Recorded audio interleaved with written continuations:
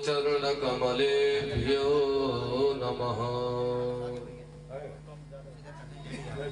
वागीशाद्याः सुमनसः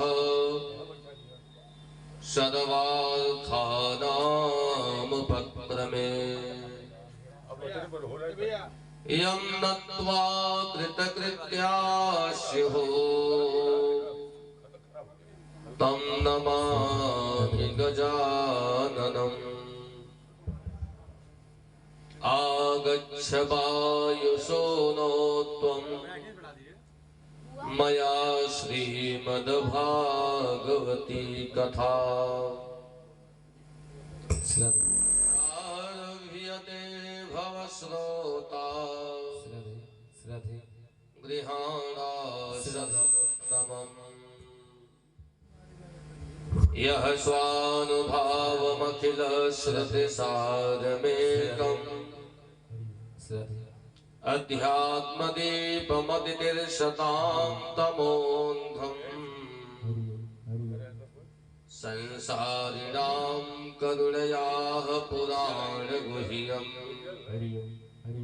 तं व्यासशोनमुपयामि गुरुं मुनीनाम्। नारायणं नमस्कृत्य नरं चैव नरोत्तमं देवीं सरस्वतीं व्यासं ततो जयमुदीरये।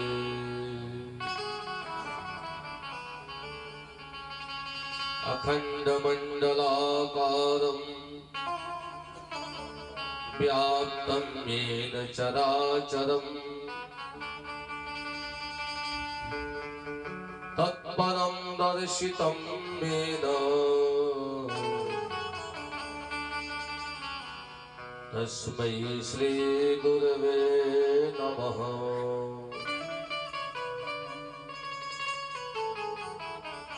कान्तिः श्रितामृषति निन्दितशारदिन्दु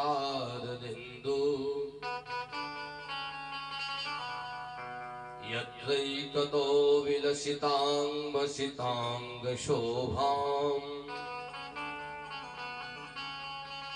वृन्दा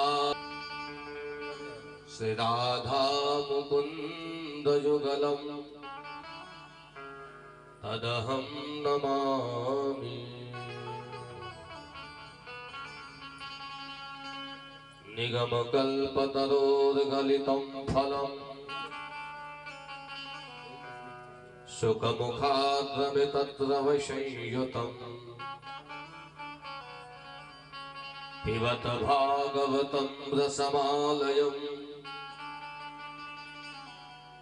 मुहुरहो रसिका भुवि भावुकाः मुहुरहो रसिका भुवि भावुकाः। आइए भगवान के कथा के पूर्व हम सब लोग मिलकर के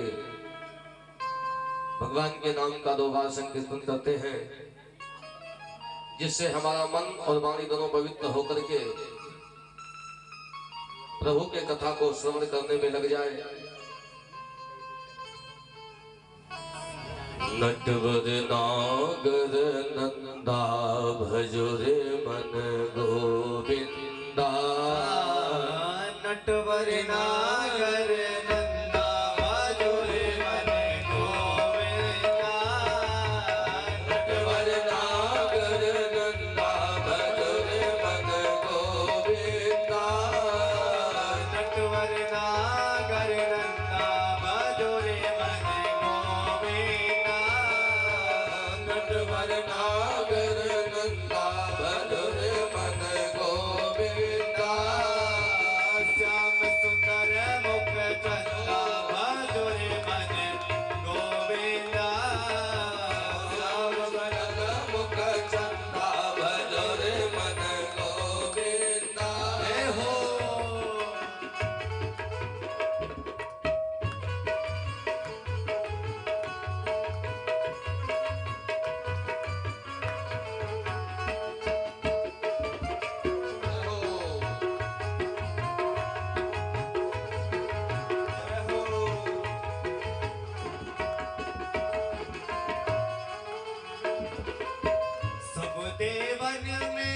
कृष्ण जी बड़े हैं, सबने वन में कृष्ण जी बड़े हैं, सबने वन में कृष्ण जी बड़े हैं, सबने वन में कृष्ण जी बड़े हैं, सबने वन में कृष्ण जी बड़े हैं, सबने वन में कृष्ण जी बड़े हैं। जो तारन बिच चंदा मधुर मन गोविंदा, नटवर नागर नंदा मधुर मन गोविंदा, नटवर नागर नंदा बहादुर मन गोविंदा, नटवर नागर नंदा मधुर मन गोविंदा।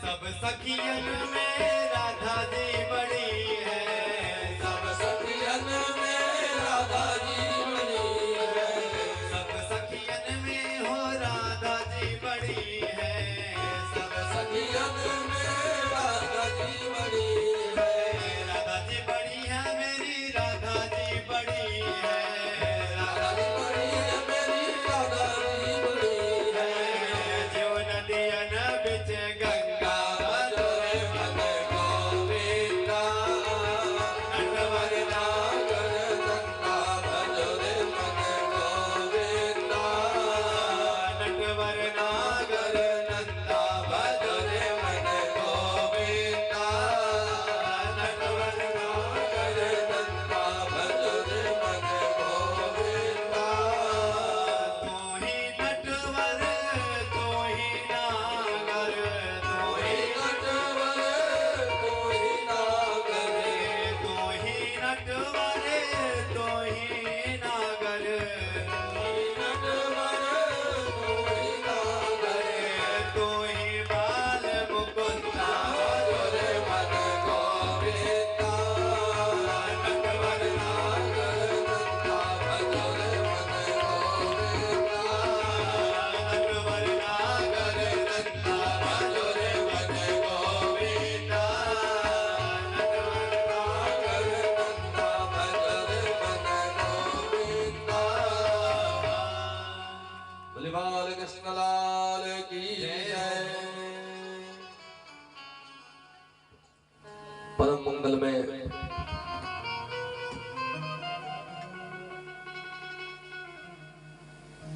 भगवान श्री राधा गोविंद की असीम कृपानुकंपा से आज राजीव नगर में श्री त्रिपाठी जी के यहाँ श्रीमद् भागवत महापुराण के पावन पवित्र मंगल में सत्य में संपस्थित समस्त विद्वत वरेण्य एवं भक्तिमती सीताराम सैया के चरणों की अनुकरण करने वाली हमारी माताएं बहनें, सुधी विद्वान ज्ञानी कथा रस रसिक श्रोतावृंद एवं हमारे भविष्य नौनिहाल बच्चों,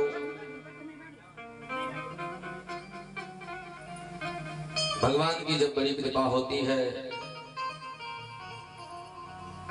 तब ऐसे सुअवसर प्राप्त हो पाते हैं।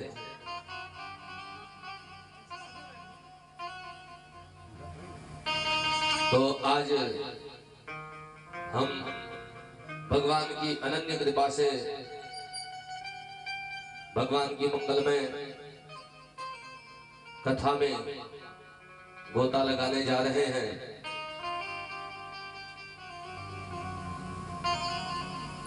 कल के सत्र में बड़ी सुंदर कथा चल रही थी, जिसमें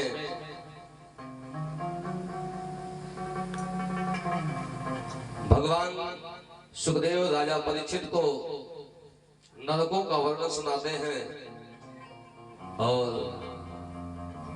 नरक का वर्णन सुनकर के राजा परीक्षित कांप जाते हैं और कहते हैं, हे योगियों के परम गुरु, इस संसार में जितने मनुष्य हैं सब के सब कहीं न कहीं से कुछ न कुछ अपराध कर ही देते हैं, सबसे गलतियां हो ही जाती हैं, इसलिए सबके सब तो नरक के गामी होंगे। ये स्वर्ग किसके लिए बना? भगवान के धाम कौन जाता है जब सबके सब नरक के गामी हैं, सब अपराधी हैं।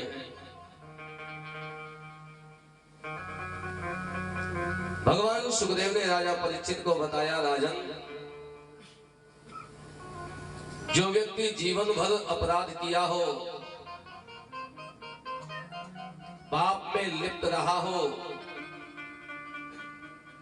वो अभी यदि अंतकाल में भगवान के नाम का स्मरण करता है श्रद्धा पूर्वक, तो वह भगवान के धाम को चला जाता है।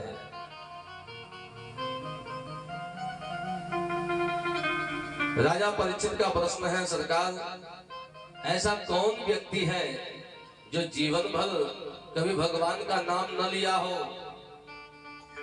जो कभी धर्म का आश्रय न लिया हो, जो कभी सत्संग न किया हो और अंत में भगवान का नाम लेकर के भगवान के धाम को चला गया हो। भगवान की नाम की इतनी महिमा है, तो वह कौन है जो भगवान के धाम को चला गया भगवान का नाम लेकर के? तब भगवान सुखदेव कहते हैं कि कान्य कुब्जे द्विजः कश्चित् दासे पतिरजामिलः नाम्नानश्च सदाचारो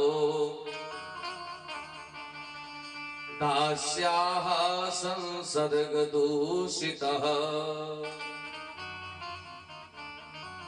अरे ब्राह्मण देवता है, नाम क्या है? तो कहें कि अजामिलः, उनका नाम अजामिल है। अजामिल का अर्थ अजया मिलती अजामिलः। अज माने यहां होता है पाप, अमिल माने मिलना, जो पाप से मिल जाए वही अजामिल है। तो अजामिल का नाम कैसा है? जिसका नाम ही है कि पाप से मिलना। तो नाम नानश्च, तो भैया नाम तो बेकार है ना, आचरण कैसा है? दास्याः संसर्ग दूषितः, वैश्य का संसर्ग है तो आचरण भी दूषित है, नाम भी गड़बड़ है, आचरण भी गड़बड़ है, लेकिन भगवान के धाम को गया है अजामिल, भगवान के नाम को लेकर के। यह अजामिल जो जीवन में कभी भगवान का नाम नहीं लेता था, एक संत की ऐसी कृपा पड़ी इसके ऊपर, एक महात्मा जो है जिनके जीवन में यह था नियम कि हम किसी ब्राह्मण के यहाँ ही भोजन लेते हैं। उनके जीवन में ऐसा नियम था, जिस गांव में गोधूली बेला हो जाती थी वहीं रुक जाते थे। ये चलते चलते पहुंचे तो अजामिल जी महाराज के गांव में पहुंचे, वहीं गोधूली बेला हो गई। बच्चे खेल रहे थे। बच्चों से महात्मा ने पूछा, बच्चों ये बताओ इस गांव में कोई ब्राह्मण भगत है? बच्चों ने सोचा कि अजामिल जी को बता देता हूं, क्योंकि अजामिल जब किसी संत महात्मा को देखता था तो जलता था, यहां तक कि डांटता था, उनके पास जो कुछ रहता था तो छीन लेता था। तो बच्चों हंसी हंसी में कह दिए बच्चों ने कि भैया इस गांव में सबसे बड़े भगत अजामिल हैं, चले जाओ, अंतिम वाला घर उन्हीं का है। अब महात्मा चल दिया पूछते हुए कि भगत अजामिल का घर कौन है? हम नाम लेकर के पूछ रहा है। सब लोग बता दिए कि भैया सीधे चले जाओ, अंतिम वाला घर है। वो वहां पहुंचा, गोधूली बेला था ही, शाम हो गया। अजामिल नहीं था, उसकी पत्नी वैश्या थी। वैश्या ने देखा कि दरवाजे पे एक संत आया हुआ है। दौड़ी दौड़ी आई, बाबा आप कहाँ गए? अरे बिटिया मैं तो जो है भगत अजामिल के घर आया हूं। कहने लगी, बाबा आपको कोई गलत पता बता दिया है। यहाँ तो संत महात्माओं की सेवा नहीं होती है, यहाँ संत महात्माओं की जो है दुर्दशा होती है। यहाँ उनके द्वारा जो है, जो उनके पास सामग्रियां रहती है, छीन लिया जाता है। इसलिए कृपा करके आज हमारे स्वामी जी अभी नहीं है, चले जाइए। महात्मा ने कहा, देखो बिटिया मेरे जीवन की प्रतिज्ञा है कि मैं जिस घर पहुंच जाता हूं वहीं रहता हूं। अब तो मैं आ गया हूं तो तुम्हारे ही घर रहूंगा। उस वैश्या ने कहा, बाबा मेरी माँ ने मुझे बताया था कि देखो बिटिया किसी के साथ जो है, किसी को धोखा दे देना, किसी का अपराध कर देना, लेकिन कभी किसी संत का अपराध मत करना। और आप संत हो, मैं आपका अपराध नहीं करना चाहती हूँ। देखो बाबा जी मैं वैश्या हूँ, मैं एक गिलास जल भी आपको नहीं पिला सकती, इसलिए कृपा करके आप यहाँ से चले जाओ। संत ने कहा, बिटिया अब क्या बताऊं, मेरे जीवन की प्रतिज्ञा है, मैं प्रतिज्ञा नहीं छोड़ सकता। अब ठाकुर जी ने पता नहीं क्यों तुम्हारे घर भेज दिया, अब तो मैं यहीं रहूंगा। अब बेचारी क्या करे, मजबूर हो गई। बगल में कहीं अच्छा बाबा वहीं रह जाओ। उधर से अजामिल जी महाराज आ रहे हैं, मस्ती में हैं। दौड़ी दौड़ी आई कि कहीं संत का अपराध न कर दे, पकड़ लेती है, ले जा करके अंदर सुला देती है। सुबह हुआ,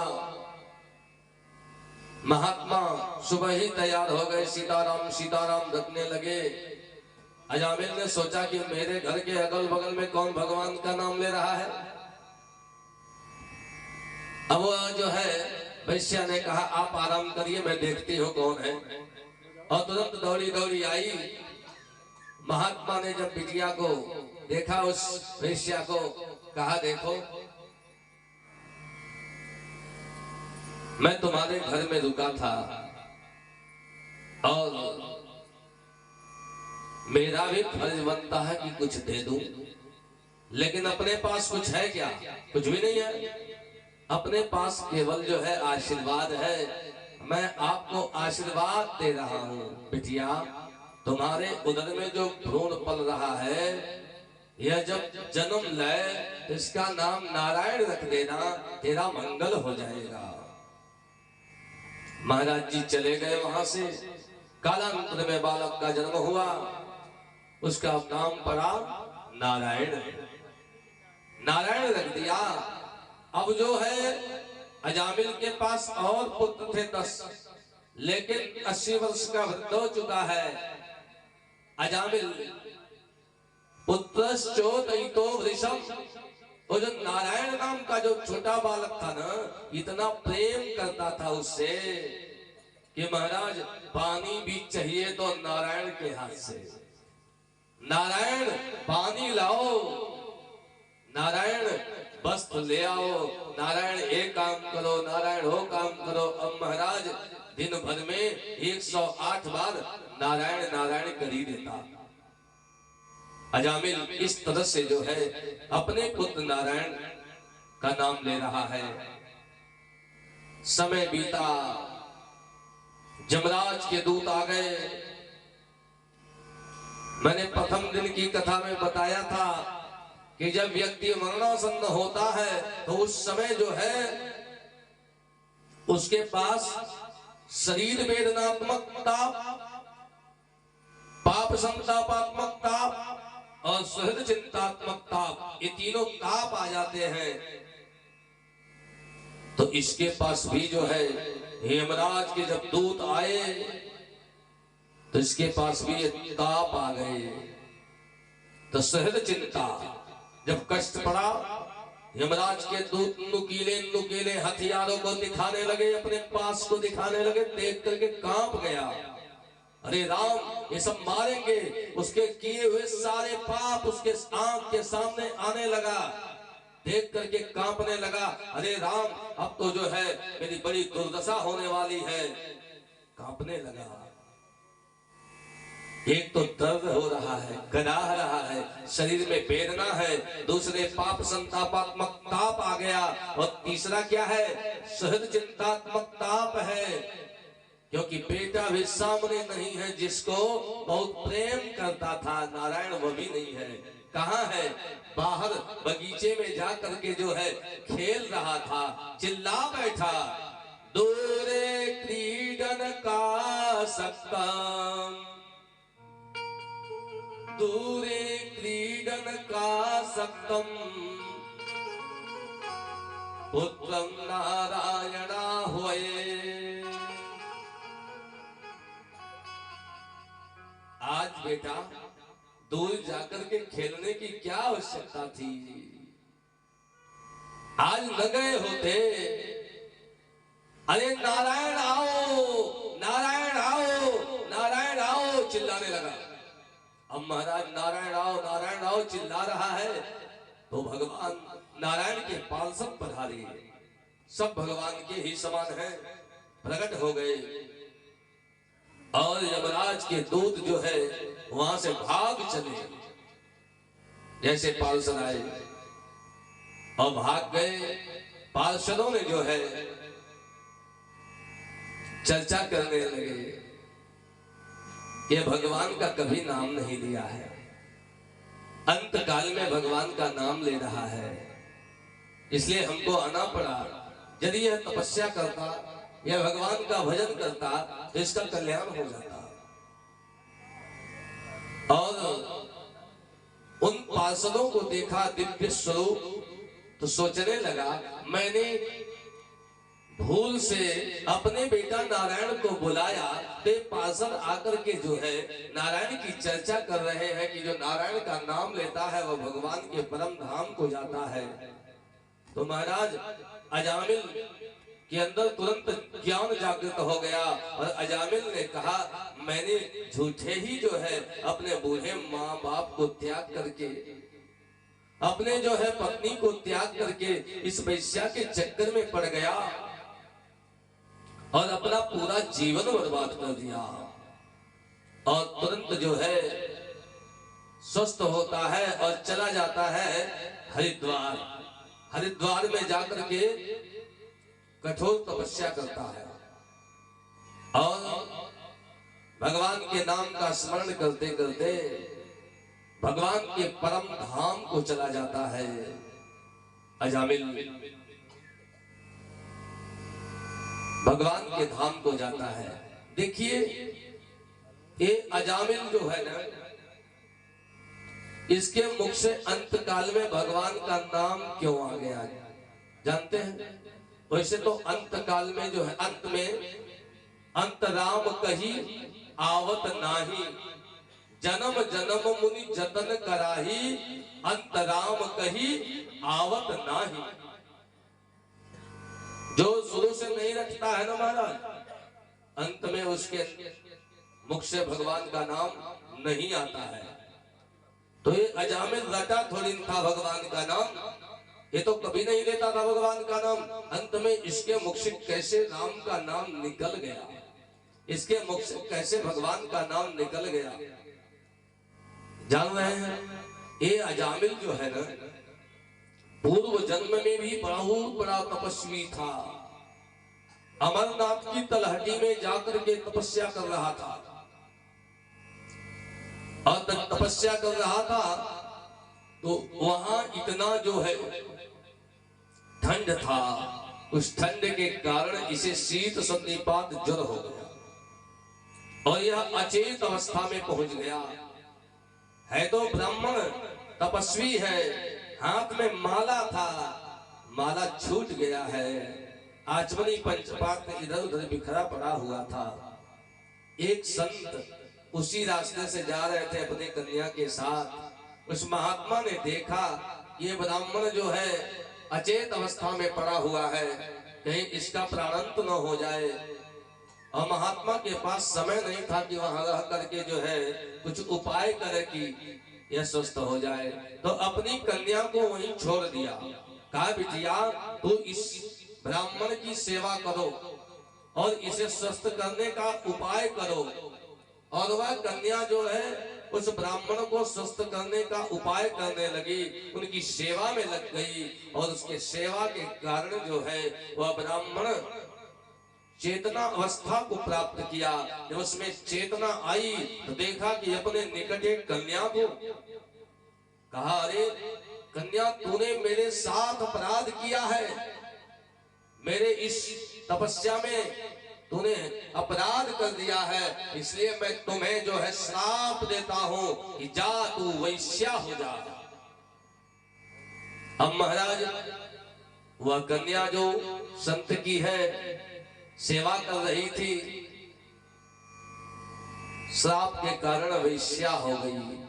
लेकिन वही कन्या ने कहा मैं किसी गलत भाव से आपकी सेवा नहीं करी हूं, आपके प्राणों की रक्षा के लिए आपकी सेवा करी हूं, इसलिए यदि आप मुझे श्राप देते हो वैश्या होने का तो मैं भी आपको श्राप देती हूं कि आप वैश्यागामी हो जाओ। ये तो श्राप के प्रभाव से ये दोनों, वही कन्या वैश्या होती है, यही ब्राह्मण जो है अजामिल होता है जो वैश्यागामी हो जाता है। अब यह बात पता चला उस महात्मा को कि मेरी बिटिया जो है श्राप के कारण वैश्या हो गई। तो उस महात्मा ने सोचा कि उपाय कर देता हूं। वही महात्मा आते हैं और कहते हैं बिटिया तू अपने बच्चे का नाम नारायण रख देना, तुम्हारा कल्याण हो जाएगा। इसलिए जो शुरू से नहीं रटा है ना, उसके मुख से भगवान का नाम नहीं निकल सकता। अंत राम कही आवत नाही, जन्म जन्म मुनि जतन कराही। इसलिए भैया आज से भगवान का नाम रटना शुरू कर दीजिए।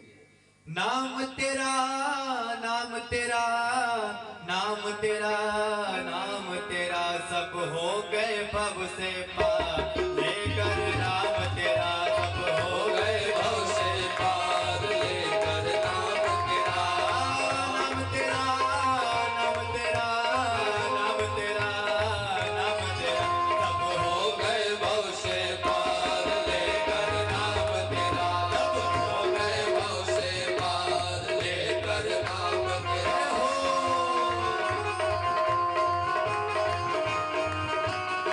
राधे।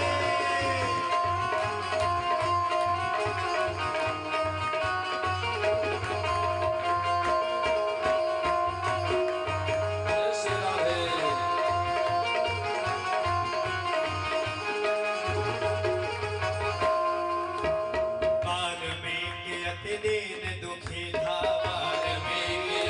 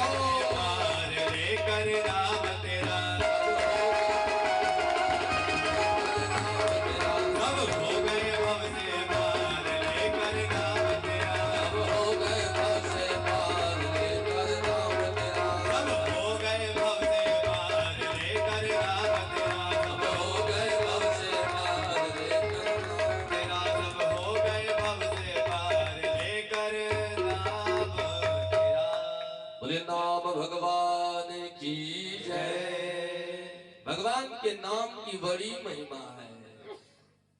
कितनी महिमा है महाराज। भगवान के नाम को आप प्रेम से जपो, प्रेम से जपते हो तब भी कल्याण कर देता है। अब मान लीजिए कि भगवान के नाम के प्रति हमारा प्रेम नहीं जागृत हो रहा है, तो बिना प्रेम के ही जपो, भाव से जपोगे तब भी कल्याण कर देगा, बिना भाव के जपोगे तब भी कल्याण कर देगा। आलस्य बस जपोगे तब भी कल्याण कर देगा, प्रमाद बस जपोगे तब भी कल्याण कर देगा। ये भगवान के नाम की महिमा है। नाम जपत मंगल देश दास हो, नाम जपत मंगल देश दास हो, भावक भाव अगर आलस हो, भावक भाव अनक आलस हो, नाम जपत मंगल देश दास हो, नाम जपत मंगल दिशि दस हूँ। दसों दिशाओं से आपके लिए मंगल होगा। चाहे भाव से जपे, चाहे बिना भाव के जपे, चाहे आलस्य वश जपे, चाहे प्रमाद वश जपे, किसी भी तरह से भगवान का नाम जपेंगे तो कल्याण ही कल्याण होगा। ये भगवान के नाम की महिमा है। तुलसी अपने राम को रीझ भजो या खींच। चाहे भगवान को प्रेम से जपो और चाहे ऋषिया। तुलसी अपने राम को रीझ भजो या खींच, खेत परे सो जामी है, उल्टो सीधो बीज।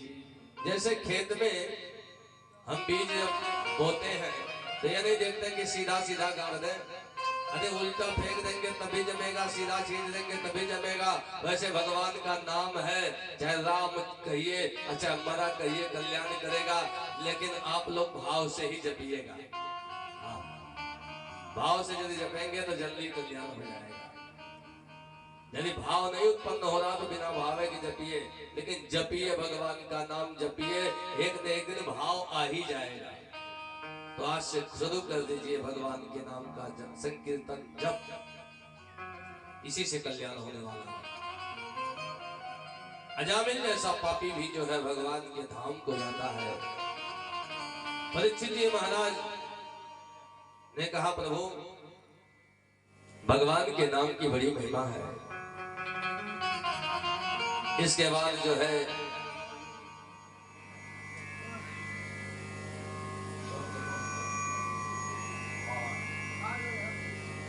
एक बार इंद्र जो है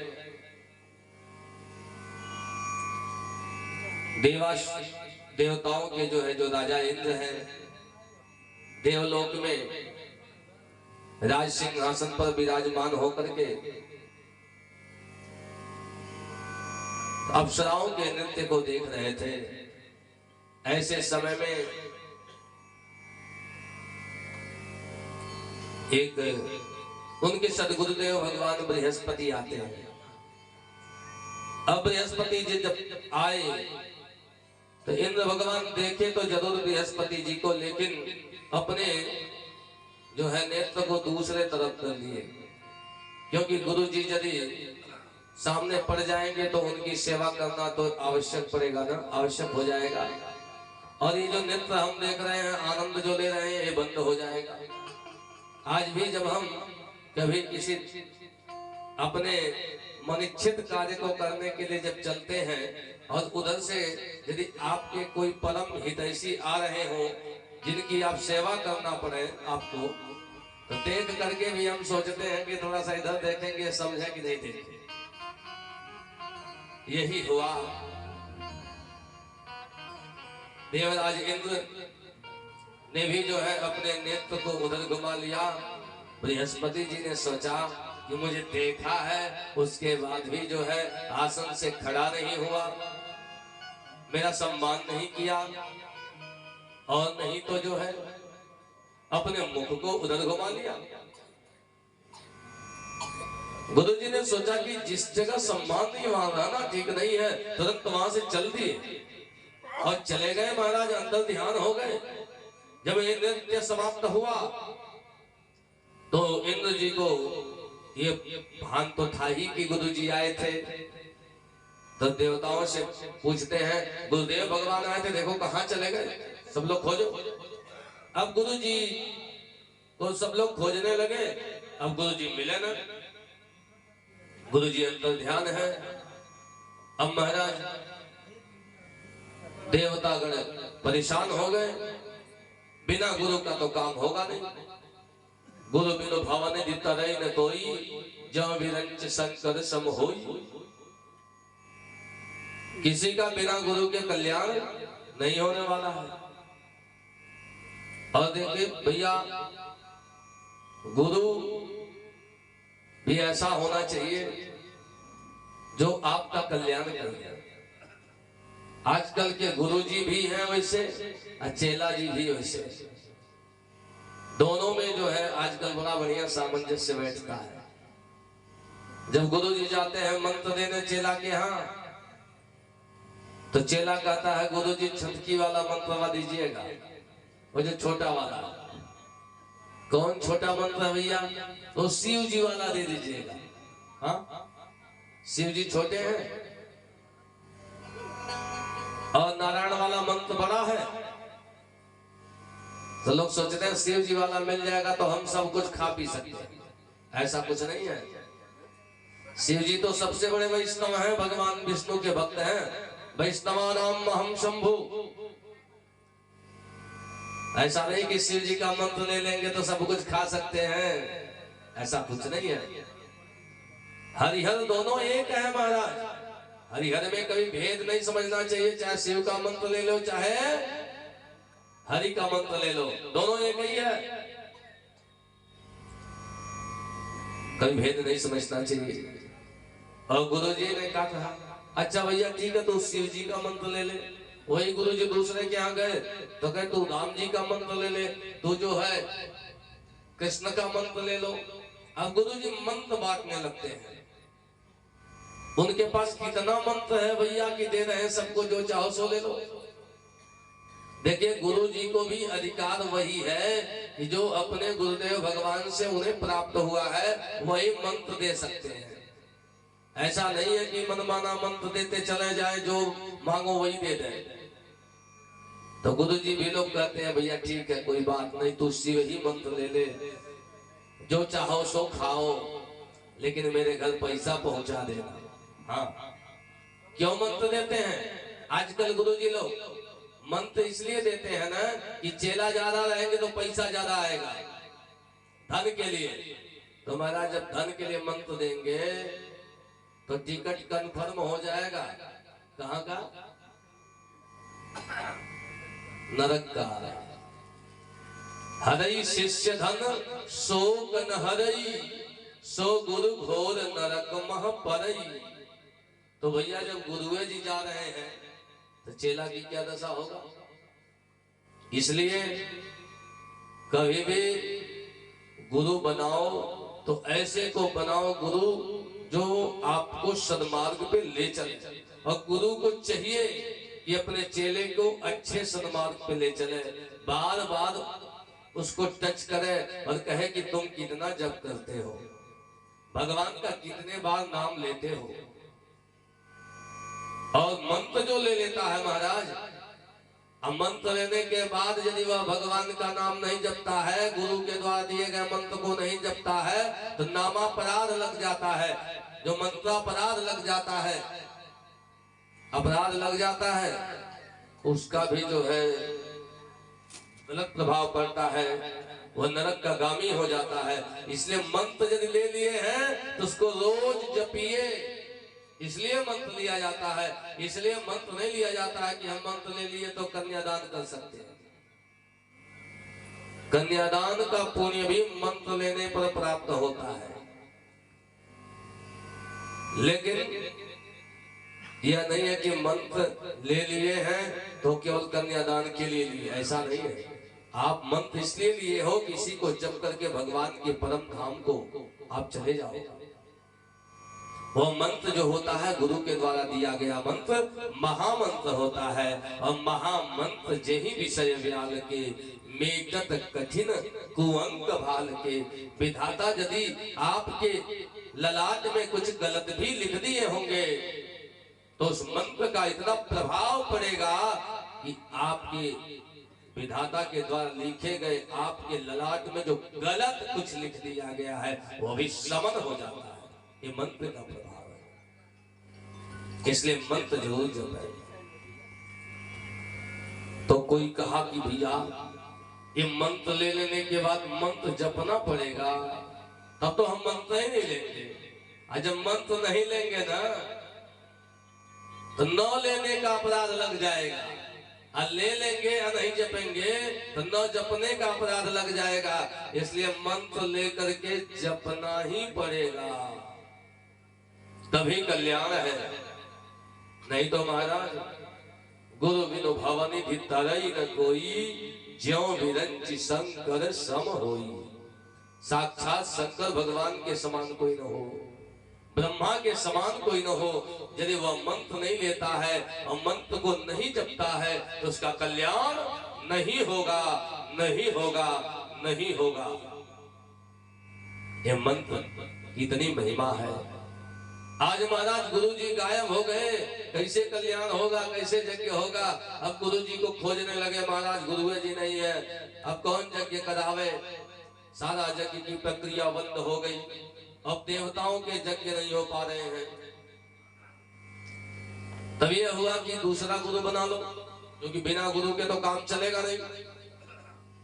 तो बृहस्पति के समान दूसरा कौन था? तो एक शुक्राचार्य जी महाराज हैं जो दैत्यों के गुरु हैं, वो हैं बृहस्पति के समान। तो उन्हीं का जो है, उन्हीं के जो है एक नाती है त्वष्ट्रा ऋषि, और त्वष्ट्रा के पुत्र जो है विश्वरूप है।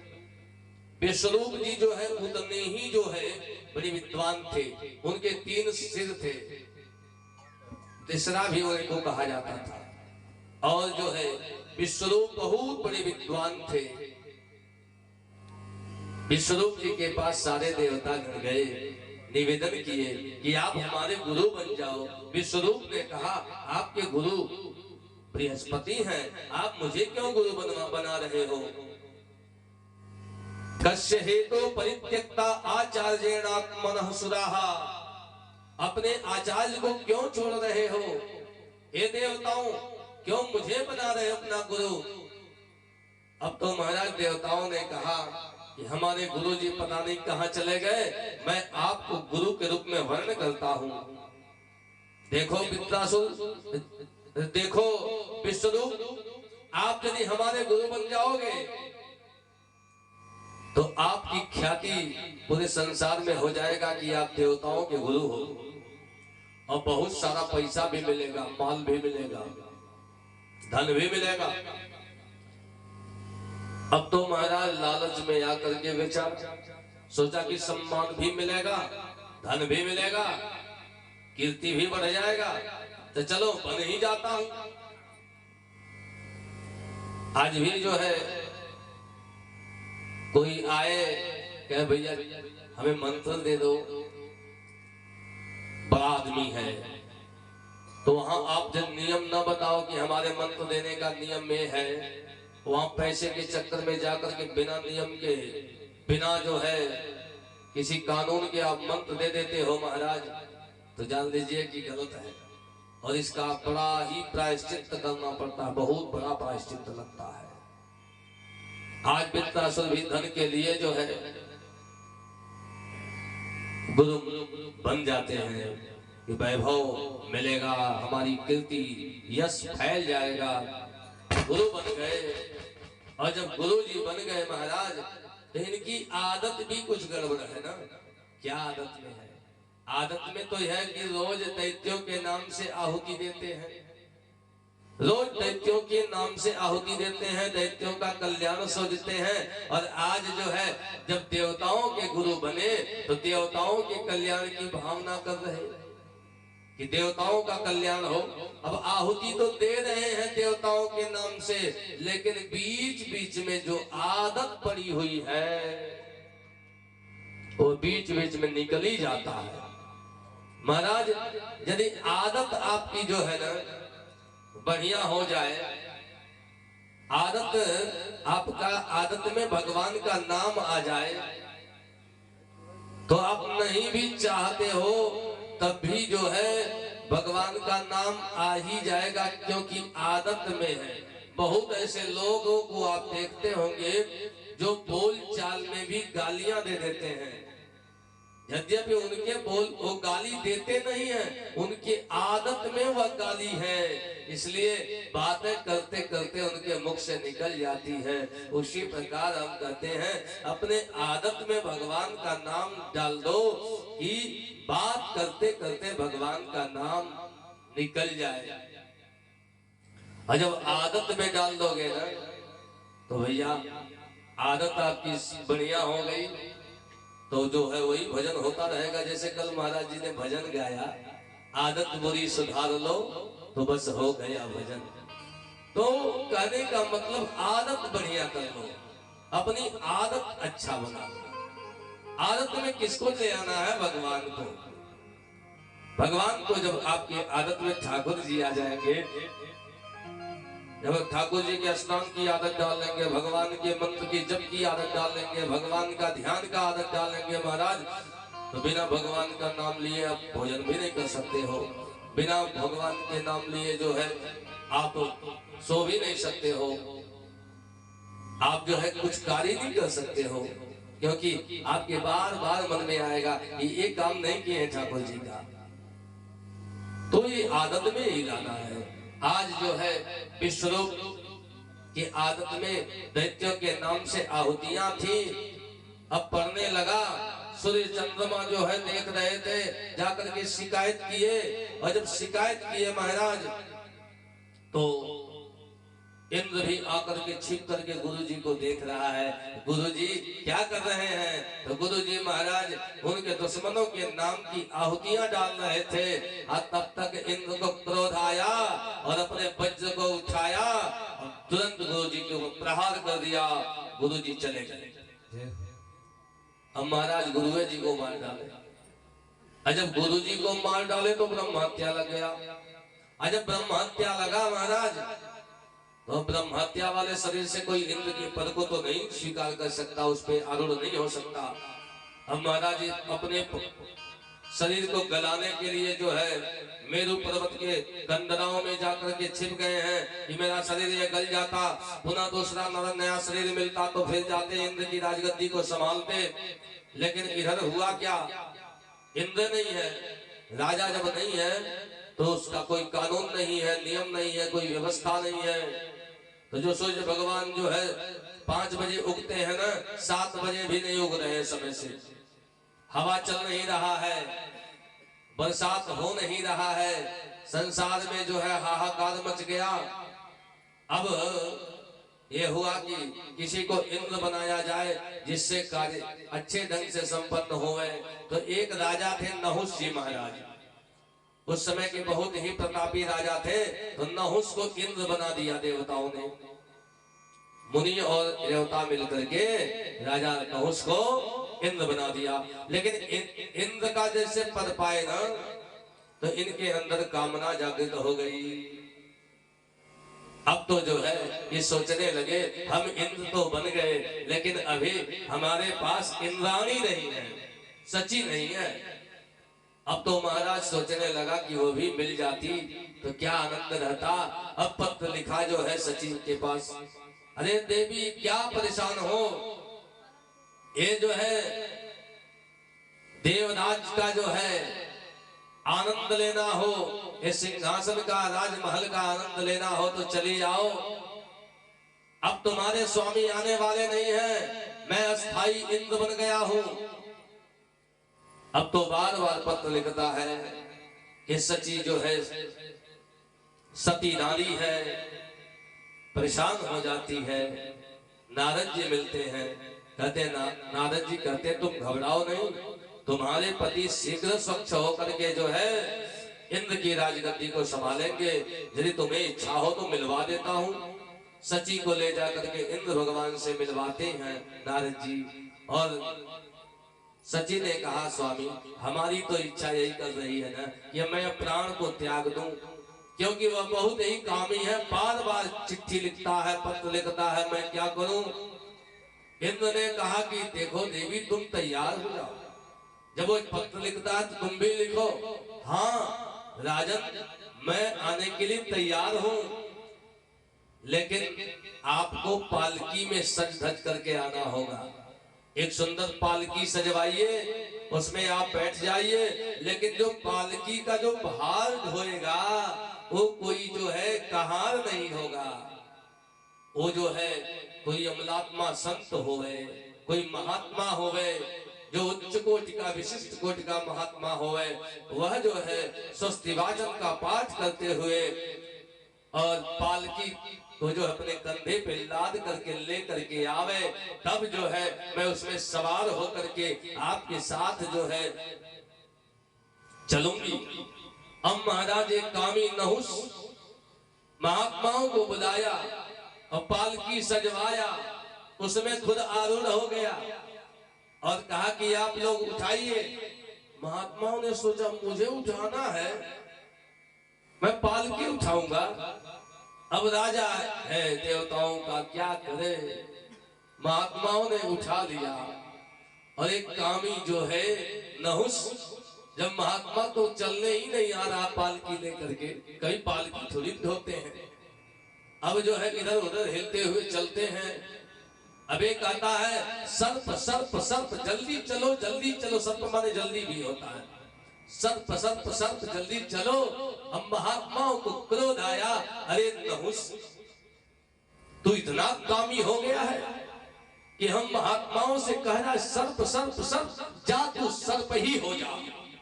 श्राप दे दिया महाराज, वो राजा नहुस सांप बन गया। अब महाराज फिर खाली हो गया राज सिंहासन, तो ब्रह्मा जी आकर के जो है इंद्र को स्वच्छ करते हैं। इंद्र के ब्रह्म हत्या को 4 जगह ब्रह्मा जी ने बांट दिया। सबसे पहले पृथ्वी मैया आती है, पृथ्वी मैया आती है, कहती है कि मुझे इंद्र की ब्रह्म हत्या दे दीजिए संसार के कल्याण के लिए। तो पृथ्वी में इरण के रूप में इंद्र की ब्रह्म हत्या है। इरणम ब्रह्म हत्या भूमौ रूपम प्रदिश्यते, भूमि में इरण के रूप में इंद्र की ब्रह्म हत्या दिखाई देता है। इरण क्या होता है? जो ऊसर वाला जमीन होता है, जो ऊसर जमीन होता है ना, वह इरण है। और ऐसे जमीन को हम लोग अशुद्ध जमीन मानते हैं। जब तक ऊसर है वहां, तब तक वह जमीन अशुद्ध होता है। ऐसे जमीन पर जो है बैठ करके भोजन आदि नहीं करना चाहिए। ऐसे जमीन पर जो है मंत्र का जप निष्फल होता है।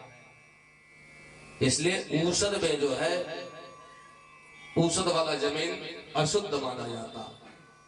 उसके बाद वायु देवता आ गए। वायु देवता ने कहा संसार के कल्याण के लिए हमें भी दे दीजिए इंद्र की ब्रह्म हत्या। तो ब्रह्मा जी ने वायु में दे दिया निर्यास के रूप में, तेषाम निर्यास रूपेण ब्रह्म हत्या प्रदिश्यते। निर्यास माने होता है बवंडर। जब हवा चलता है तो हवा के मध्य में जो बवंडर उठता है ना, वो जो है इंद्र की ब्रह्म हत्या होती है, वो अशुद्ध हवा माना जाता है। उसके बाद जो है जल के देवता आ गए, हमें भी इंद्र की ब्रह्म हत्या दे दीजिए संसार के कल्याण के लिए। तो उसमें तासाम बुरुद फेनाभ्याम, जल में जो है झाग जिस जल में आ जाए, बुलबुले निकल रहे हो जिस जल में, उस जल को जो है इंद्र की ब्रह्म हत्या मानना चाहिए, वो अशुद्ध जल माना जाता है। इसीलिए जब नदियों में झाग आ जाता है तो हम लोग कहते हैं भैया नदी में अब स्नान मत करो, नदी का जल अशुद्ध हो गया है। जिस जल में झाग आ जाए उस जल को कभी जो है पीना भी नहीं चाहिए। लेकिन आजकल जो महाराज ये जो कोल्ड ड्रिंक हम लोग पीते हैं, एक बार ऊपर से गिरा है सब झागे झाग जाता है। हाँ, ये अशुद्ध जल माना जाता है, नहीं पीना चाहिए वैसे तो। लेकिन एक फैशन बन चुका है तो उसको पीते हैं। दूध पीजिए, रस पीजिए और बहुत सारी चीजें हैं, नहीं पीना चाहिए। तो उसके बाद जो है भारत की श्रेष्ठ नारियां आ गई, स्त्रियां आ गई, वो सब कहें कि हमें भी जो है संसार के कल्याण के लिए ब्रह्मा जी इंद्र की ब्रह्म हत्या दे दीजिए। तो स्त्रियों में जो है धर्म के रूप में इंद्र की ब्रह्म हत्या मिलती है। मां शिवा शिव प्रतिष्ठिते। इस प्रकार इंद्र स्वच्छ होकर के जो है अपने जो है सिंहासन पर आते हैं। और इधर त्वष्टा जी को पता चला कि मेरे बेटा जो है विश्वरूप का वध इंद्र ने कर दिया गुरु बना करके। तुरंत जो है इनको क्रोध आया और एक ऐसे यज्ञ का अनुसंधान किया जिस यज्ञ में यही मंत्र चल रहा है, इंद्र सत्तो विवर्धस्वम मां चिरम जहियदि विषा। इंद्र का शत्रु पैदा हो गए और इंद्र को मार डाले। यज्ञ चल रहा था, महाराज सारे देवता कांपने लगे कि कहीं यज्ञ पूर्ण होगा तो इंद्र मारा जाएगा, इंद्र मारा जाएगा। अब तो महाराज नारद जी को सब लोग बुलाए कि आपकी बात त्वष्टा जी मानते हैं, सारे असुर भी मानते हैं और देव भी मानते हैं नारद जी की बात। नारद जी पहुंचते हैं त्वष्टा जी महाराज के पास और कहते हैं कि प्रभु हे महात्मन, आपका जो यज्ञ है बहुत सुंदर है, इसमें किसी प्रकार की कोई कमी नहीं है, लेकिन मंत्र में थोड़ा सुधार कर लीजिए, मंत्र थोड़ा गड़बड़ है। क्या है भैया? तो इंद्र सत्तो विवर्धस्वम मां चिरम जहियदि विषम कर दो ना। अब भैया जो ओ का मात्रा ऊ का मात्रा कर दिया, अर्थ बदल गया।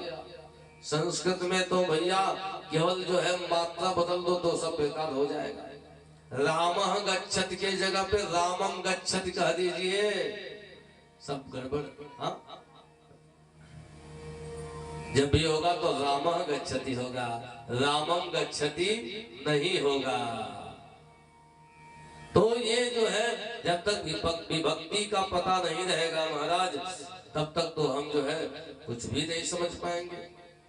तो यहाँ तो केवल अंग के मात्रे के जगह पे अह का मात्रा लगा दीजिए तब भी गड़बड़ है। अब तो शुरू हो गया मंत्र, लेकिन पहले इतना मंत्रानुसंधान हो चुका है कि यज्ञ की जब पूर्णाहुति हुई तो एक विशाल राक्षस प्रकट हुआ। और उस राक्षस प्रकट हुआ तो उसने कहा, पिताजी मेरे लिए क्या आदेश है? त्वष्टा जी ने कहा, जाओ इंद्र का वध कर दो। तुरंत जो है इंद्र की राजगद्दी पे चढ़ाई कर दिया। अब महाराज ऐरावत हाथी समेत इंद्र जो है लड़ने के लिए आए। और इंद्र जो है उस वृत्रासुर नाम के दैत्य से, उसका नाम वृत्रासुर था, दैत्य से जो है पराजित हो गए। यहाँ तक कि देवी भागवत में लिखा है कि ऐसे वृत्रासुर आया, अपने मुंह को बाया और ऐरावत हाथी समेत वृत्रासुर को अपने मुख में निगल लिया। देवता कांप गए, सारे देवता गंधर्व ऋषिगण कांपने लगे, राम अब क्या होगा? तब जो है सारे देवी देवतागण जो है भगवती के चरण में गए, शरण में गए और कहे, हे मां आप अब कल्याण करो। तो भगवती ने क्या करी? वृत्रासुर के पास निद्रा का रूप धारण करके आ गई, उसके सर पे आ गई। या देवी सर्वभूतेषु निद्रा रूपेण संस्थिता नमस्तस्यै नमस्तस्यै नमस्तस्यै नमो नमः। और उसको जम्हाई आया और इंद्र महाराज ऐरावत हाथी समेत बाहर निकल के भाग चले। अब भाग चले और वृत्रासुर जाकर के इंद्र जी के राजगद्दी पे बैठ गया। अब महाराज इंद्र भाग करके गए नारायण के पास, कहे, हे ठाकुर जी अब कैसे हमारा कल्याण होगा? हम वृत्रासुर को पराजित नहीं कर पाएंगे। भगवान ने कहा देखो, दधीचि ऋषि के पास जाओ और उनसे जो है उनकी हड्डी की याचना करो, उससे एक नूतन वज्र का निर्माण कराओ और उस वज्र के द्वारा जो है वृत्रासुर का वध होगा। ऐसा ही करे। जो है दधीचि ऋषि के पास सारे देवतागण गए। दधीचि ऋषि ने सहर्ष जो है अपने हड्डी को दान कर दिया संसार के कल्याण के लिए। उससे जो है वज्र का निर्माण हुआ और वज्र लेकर के इंद्र भगवान तो समझे कि अब तो मार ही डालेंगे और ललकारते हुए इंद्र भगवान आए वृत्रासुर के सामने। लड़ाई जब होने लगी तो महाराज वृत्रासुर जब पिटाई शुरू किया देवताओं की, तो देवता भाग भाग करके दूर जाते थे, कोई सामने नहीं आता। 26 दिन तक लड़ाई चली महाराज। 27वें दिन तो यह हुआ ना, इंद्र को लगा कि आज जो है मुझे भी मार डालेगा वृत्रासुर। इंद्र भगवान भाग रहे हैं, वृत्रासुर दौड़ा रहा है। भाग रहे इंद्र भगवान वज्र लेकर के। लेकिन अचानक वृत्रासुर के मन में ऐसा विचार आया। वृत्रासुर ने कहा, अरे इंद्र रुको रुको रुको, क्यों भाग रहे हो? उठाओ अपना वज्र, मैं मरना चाहता हूं, तो मार मुझे। इंद्र भगवान ने कहा, अहो दानव सिद्धोषी यस्यते मतिरिद्र से। हे दानवराज वृत्रासुर, आप सिद्ध हो, आप विजय को प्राप्त कर रहे हो और आपकी ऐसी मति क्यों हो गई कि आप मरना चाहते हो? अब तो महाराज वृत्रासुर ने कहा, देखो इंद्र, मैं तुमसे यदि लड़ूं तो 1 दिन 2 दिन नहीं, 2-4 महीने लड़ सकता हूं, 2-4 साल लड़ सकता हूं, लेकिन मैं जानता हूं एक न एक दिन विजय तुम्हारा होगा, क्योंकि तुम्हारे भगवान हैं। इतना शब्द जैसे वृत्रासुर ने कहा कि मंद मंद मुस्कुराते पीतांबर फहराते भगवान नारायण जो है वृत्रासुर के सामने प्रकट हो गए। कहे, वृत्रासुर तूने कैसे कह दिया, कैसे तूने कह दिया कि मैं जो है देवताओं का हूं? भगवान तो देवता के भी होते हैं और दैत्य के भी होते हैं। तूने कैसे अपने मुख से कह दिया मैं तुम्हारा हूं? तू क्या चाहिए वरदान मांग। देखिए भगवान तो सबके होते हैं ना। एक घटना याद आ रही है, रामावतार में जब श्री राम जी किशोरी जी को खोजते हुए जंगल में जाते हैं तो सुग्रीव जी से मित्रता होती है और सुग्रीव जी भी मित्रता इस भगवान की परीक्षा लेकर के करते हैं। सोचे कि 7 ताड़ के वृक्ष को कजरी काट के गिरा देंगे तब तो जो है ये रावण को मार सकते हैं, जो है बाली को मार सकते हैं, क्योंकि उतना बल लगता है। अब परीक्षा लिया, भगवान परीक्षा में पास हुए और जब परीक्षा में भगवान पास हो गए तो मित्रता किए। भगवान ने कहा कि ठीक है तुम जाओ लड़ो, मैं आज जो है बाली को मार दूंगा। अब तो महाराज इधर से सुग्रीव ललकारते हुए बाली के पास चला। बाली घर में सोया हुआ था। अब ललकार रहा सुग्रीव। सुग्रीव के पास इतनी हिम्मत है क्या कि राजा बाली को ललकारे? लेकिन राम पीछे खड़े हैं सुग्रीव की तरफ से, तो आज जो है वह भीरू कायर सुग्रीव भी ललकारने लगा राम जी को, जो है बाली को। अब बाली को जब ललकारने लगा तो बाली तुरंत खड़ा होकर के उठे, जो चल दिया। तारा आकर के चरणों को पकड़ लेती है और कहती है स्वामी आज मत जाओ, क्योंकि बाप जो है सुग्रीव में इतनी हिम्मत नहीं जो आपको ललकारे। सुग्रीव जो है अपने बल से नहीं ललकार रहा है, पीछे राम जी खड़ा है। तो बाली ने कहा तारा राम जी खड़े हैं तो राम जी मुझे क्यों मारेंगे? मैं राम का क्या अपराध किया हूं? मैं राम का कोई अपराध तो किया नहीं हूं कि राम जी मुझे मारेंगे। समदर्शी रघुनायक, राम जी समदर्शी हैं, वो मुझे क्यों मारेंगे?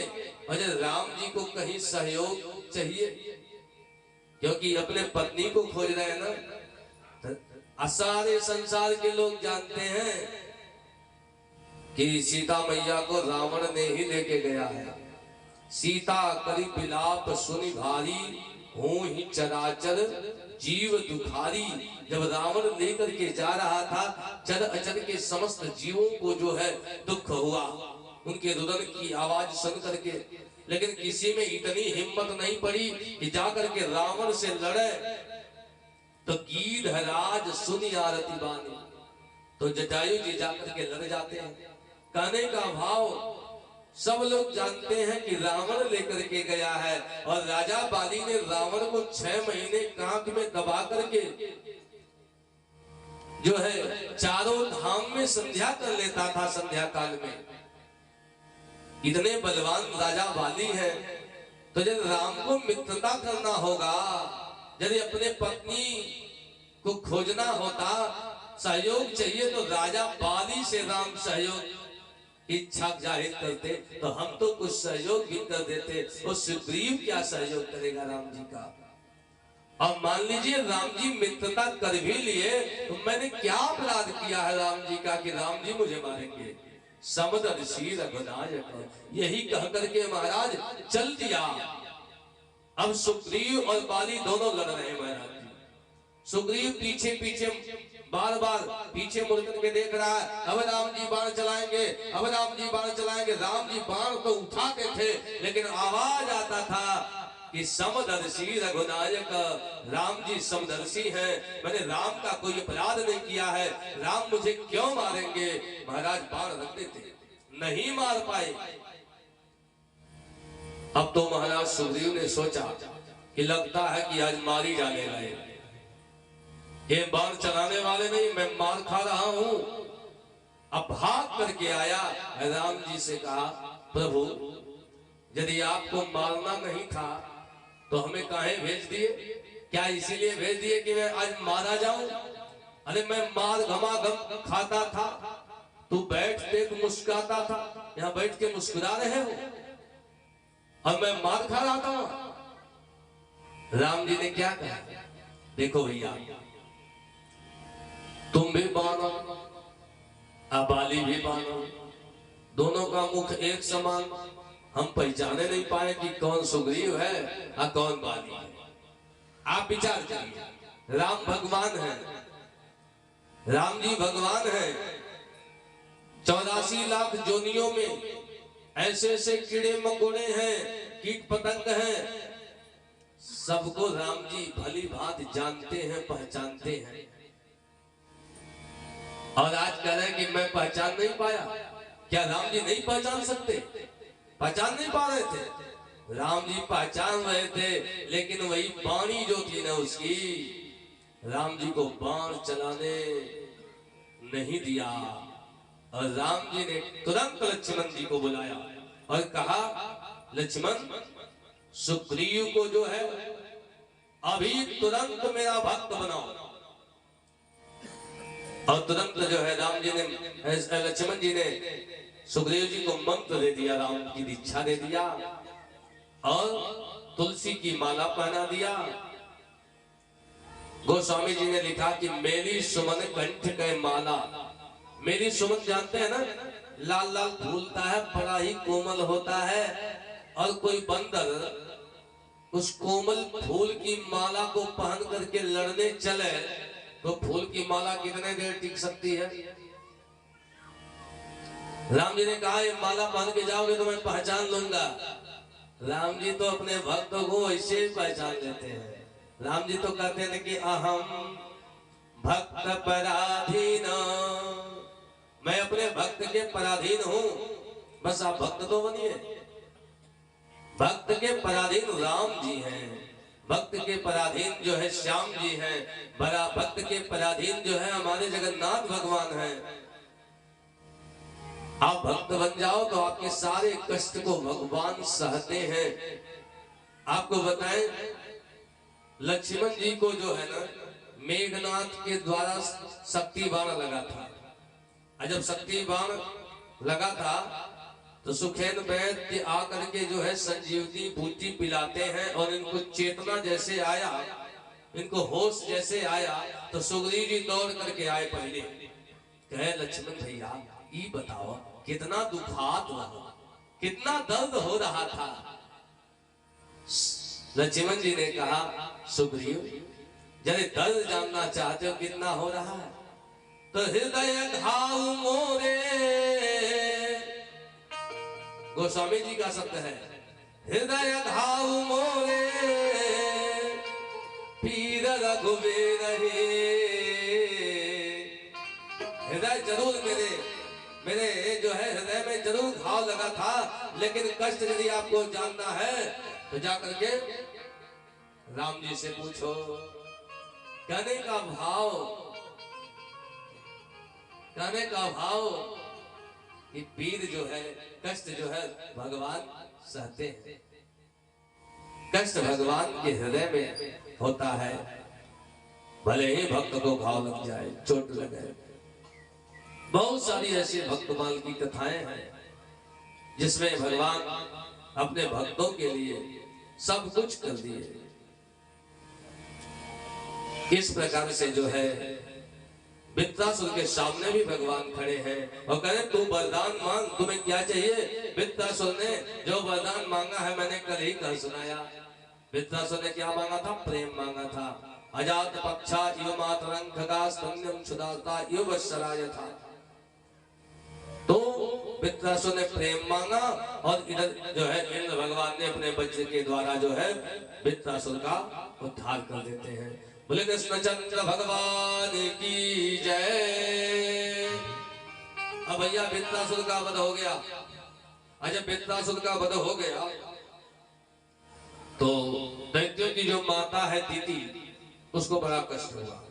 अरे किसी के भी पुत्र का जब वध हो जाएगा तो भैया को कष्ट होगा ना।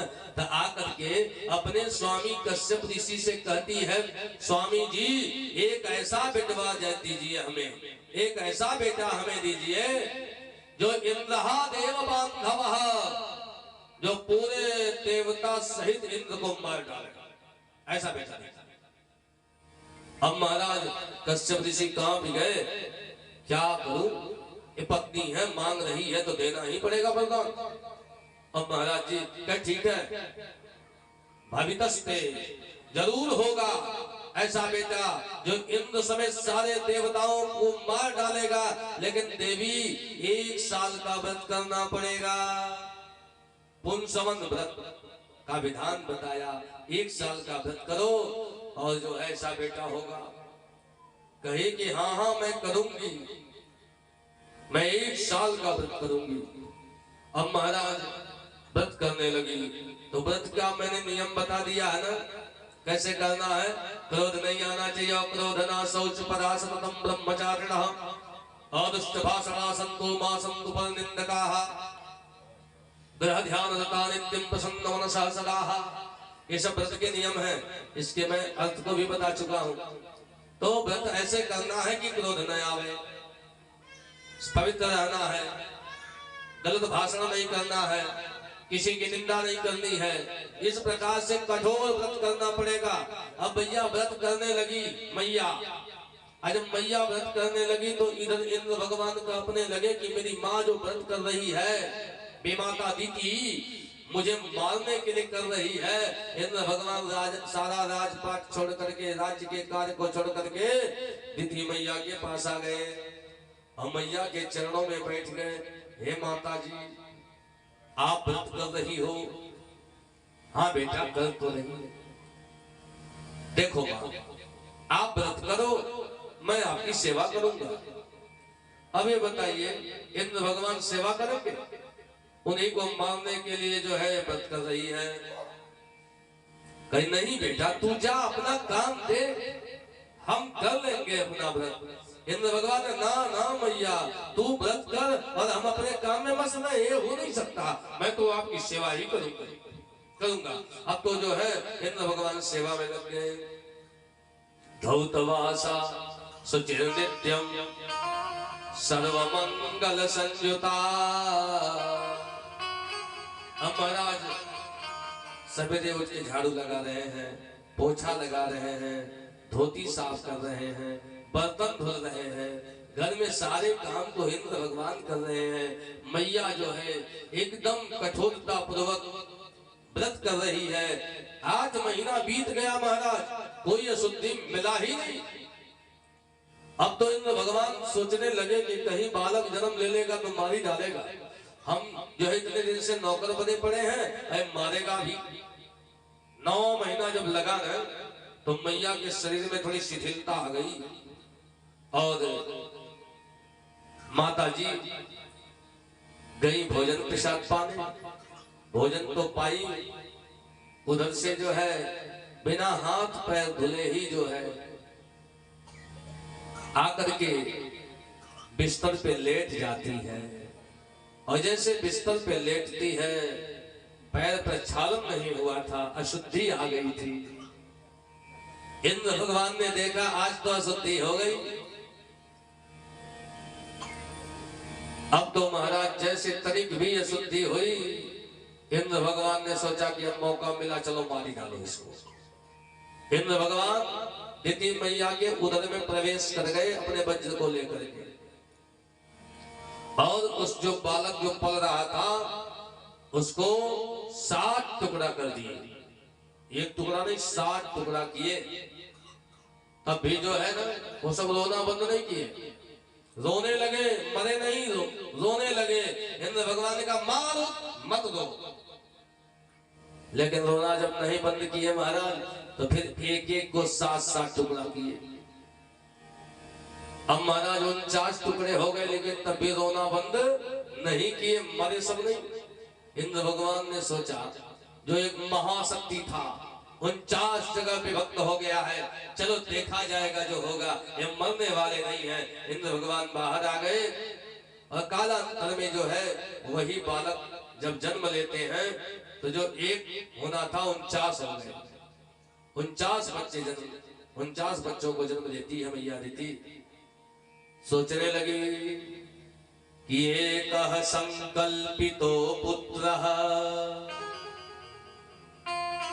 सप्त सप्ता भवन कथा। मैंने एक संकल्प में तो एक बेटा का के लिए संकल्प ली थी, आई 49 कैसे हो गए? सप्त सप्ता भवन कथा। बुलाए इंद्र को, चलो इधर आओ। इंद्र भगवान कांपते हुए आए, अरे ये बताओ, यदि ते विदितं पुत्र सर्वं कथय मामृषा। देखो इंद्र झूठ मत बोलना, सही सही बताओ। यदि ते विदितम, यदि तुमको विदित है, ज्ञान है, ज्ञात है कि कैसे सब हुआ, सर्वम सब कुछ मुझे बताओ, झूठ मत बोलना। अब तो महाराज इंद्र भगवान ने कहा मैया अब आप ये बताओ कि आप मुझे मारने के लिए बच्चा पैदा करो, अब हम आकर के केवल आपके घर में झाड़ू लगाएंगे, हम बर्तन केवल धुलेंगे? मैया मैंने ही किया है, कृतो में सप्तधा गर्भ आसन सप्त कुमार का। मैंने पहले 7 टुकड़ा किया, जब सब नहीं मरे तो आसन सप्त कुमार का एक एक को 7-7 टुकड़ा किया, मैंने किया है। दिति मैया ने कहा अच्छा, जाके पेटवे में मिलाए हो? जब पेटवे में मिलाए हो तो जाओ इनको अपने साथ ले जाओ, देवता बनाओ। अब महाराज वो सब कितने हो गए थे? 49। तो चले मरुत 49, यही 49 मरुत हो गए। हम जब यज्ञ कराते हैं, बड़े बड़े मखारी करते हैं, तो वायव्य कोण में उनके स्थान को प्रदान करते हैं छत्रपाल के रूप में। है तो राक्षस, लेकिन देवताओं के साथ उनकी पूजा होती है। यही 49 अजराज छत्रपाल मंडलस्थ देवता होते हैं,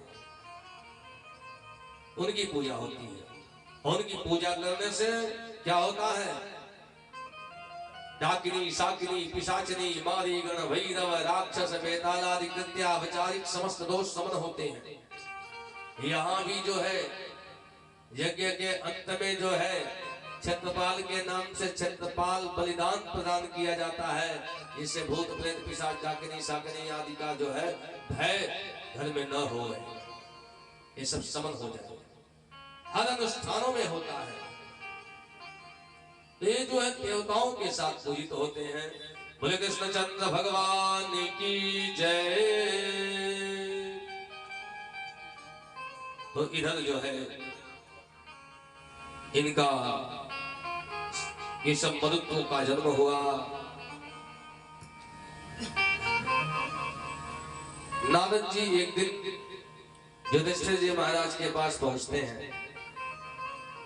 नारद जी जैसे युधिष्ठिर जी महाराज के पास पहुंचते हैं, युधिष्ठिर जी ने खड़े होकर के नारद जी का सम्मान करते और कहते, नारद जी आपका आगमन हुआ तो कोई सुंदर कथा सुनाइए। तो नारद जी ने सोचा कि कौन सा कथा सुनाऊं, किसका कथा सुनाऊं। तो नारद जी के मन में विचार है, चलो अपने चेला की कथा सुना देता हूं। चेले की कथा सुनाने चल रहे नारद जी। देखिए, एक पिता प्रसन्न तब हो जाता है, उसको खुशी तब होती है जब उसका पुत्र उससे आगे चला जाता है। पिता को खुशी होती है। अब गुरु को कब खुशी होती है? जब उसका चेला उससे आगे हो जाए, तब गुरु खुश हो जाता है। आज जो है नारद जी ने सोचा कि किसकी कथा सुनाऊं, तो अपने चेले की कथा सुना देता हूं।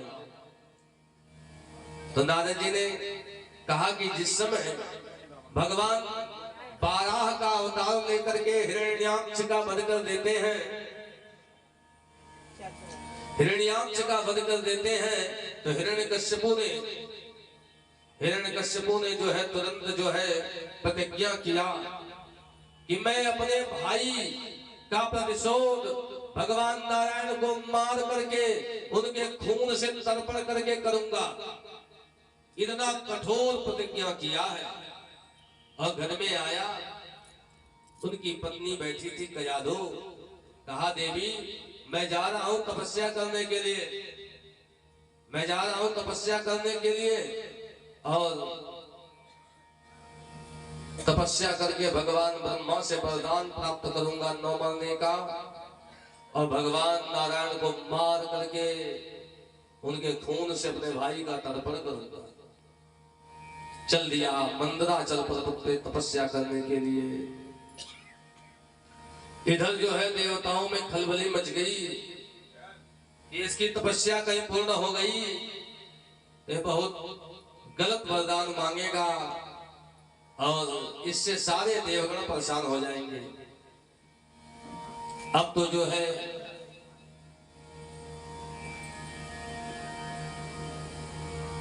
गुरु बृहस्पति बड़े चिंतित हुए और गुरु जी क्या किए, जहां तपस्या करने के लिए गया हुआ मंदराचल पर्वत पर बैठा हुआ है, वहां बहुत सारे पेड़ पल्लव थे।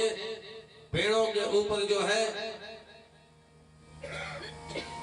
बृहस्पति जी स्वयं तोता के रूप में आकर के बैठ गए और देवताओं को अप्सराओं को भी बुला लिए और कहे, भैया कोई ऐसे नहीं आएगा, सब लोग अपने साज सज्जा के साथ आएंगे। कोई जो है नाल लेकर के आ गया, कोई तबला लेकर के आ गया, कोई हारमोनियम लेकर के आया, कोई झाल लेकर के आया, सब लोग आ गए। और जो है महाराज ये तपस्या कर रहा है, ओम ब्रह्मणे नमः, ओम ब्रह्मणे नमः। और उधर लोग क्या कर रहे हैं, भगवत नाम संकीर्तन शुरू कर दिए। ओम नमो भगवते वासुदेवाय, ओम नमो भगवते वासुदेवाय, ओम नमो भगवते वासुदेवाय, ओम नमो भगवते वासुदेवाय, वासुदेवाय वल्लभाय, वासुदेवाय, ओम नमो भगवते वासुदेवाय, ओम नमो भगवते वासुदेवाय। ओम नमो भगवते वासुदेवाय। अब महाराज बजना शुरू हो गया, झाल मजीरा ताल। अब वो आवाज सुन करके महाराज वही बैठ के तपस्या कर रहा, खड़ा होकर के इसके कान में छन छन करके वही आवाज जा रही है, भगवान नाम संकीर्तन की। जब महाराज ये सोचने लगा, लगता है कि मैं गलत जगह आ गया हूं, मैं ठीक जगह नहीं आया हूं। तुरंत तपस्या छोड़ा, आ गया घर में। घर में कयाधु है। कयाधु ने कहा, स्वामी आपकी तपस्या पूर्ण हो गई? अरे देवी क्या बताओ, मैं ऐसे जगह चला गया जहां हमारे दुश्मनों के लोग थे। क्या कह रहे थे? अब तो महाराज शुरू हो गया, ओम नमो भगवते वासुदेवाय, ओम नमो भगवते वासुदेवाय, वासुदेवाय प्राणवल्लभाय, वासुदेवाय प्राणवल्लभाय, वासुदेवाय प्राणवल्लभाय, वासुदेवाय, ओम नमो भगवते वासुदेवाय, ओम नमो भगवते वासुदेवाय, ओम नमो भगवते वासुदेवाय। अब महाराज कयाधु ने कहा, स्वामी लगता है कि आप स्वप्न देख रहे थे। अरे वहां कहां भगवान के भक्त पहुंच जाएंगे? अरे आपको तपस्या करना चाहिए था। अरे देवी, मैंने अपने कानों से सुना। क्या?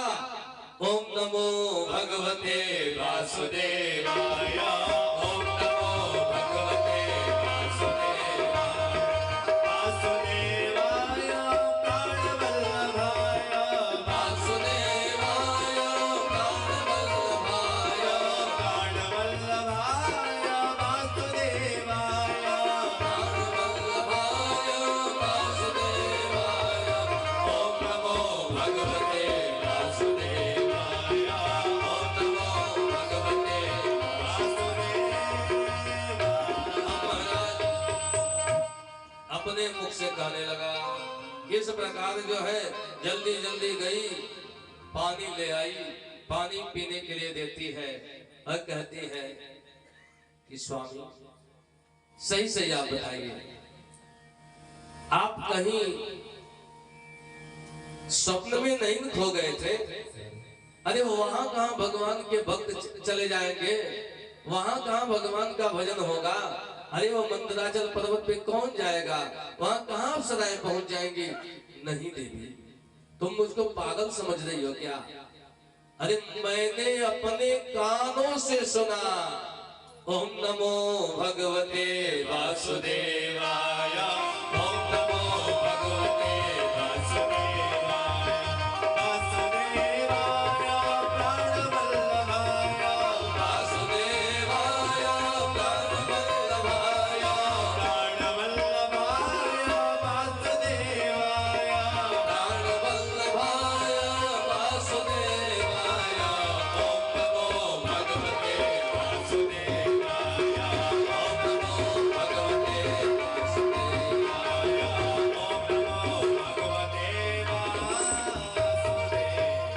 इस प्रकार कयाधु ने जो है उस दिन भर जो है कोई न कोई बात लेकर के ऐसी कह दी कि वो शुरू हो जाता था, भगवान नाम संकीर्तन में लग गया। उस दिन भर जो है इतनी जो है संकीर्तन करा देती है कयाधु कि उसके मुख से 108 बार जो है भगवान के नाम का संकीर्तन हो जाता है, देवताओं की कार्य सिद्धि हो जाती है। उसी रात्रि में जो है कयाधु और हिरण्यकश्यपु के संबंध से जो है एक भ्रूण आता है, और दूसरे दिन जो है हिरण्यकश्यपु कहता है मैं चलता हूं तपस्या करने के लिए, और चल दिया तपस्या करने के लिए, और जाकर के कठोर तपस्या कर रहा है। कैसे कर रहा है?